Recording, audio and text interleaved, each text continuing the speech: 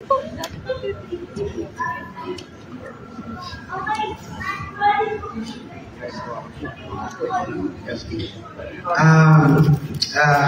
morning to all of us.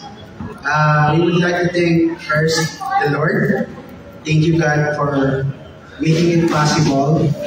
To the missionary and to all the participants, to all the first-timer po, to Sir Moises, Ma'am Peggy, and to all the Pastor Paolo, to all of us who are making it possible, coordinators, sponsors.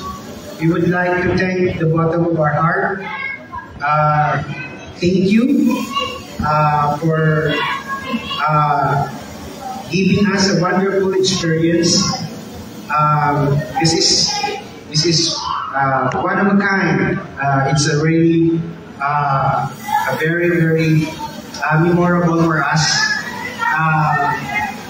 We would like to thank Kuya Lance, Kuya Don, who really encouraged us to push through because of their relationship with the Lord. They inspire us to be part of this.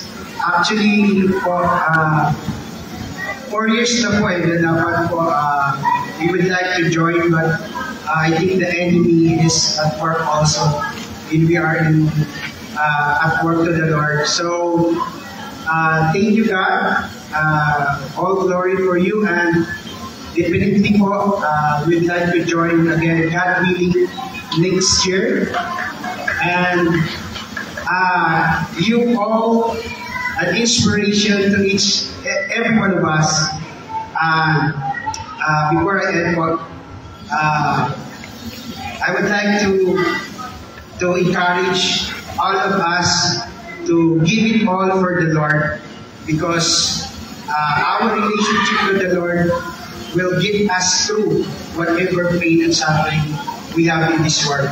This is all for temporary. Thank you po. Thank you, God. Thank you, Kuya Marky.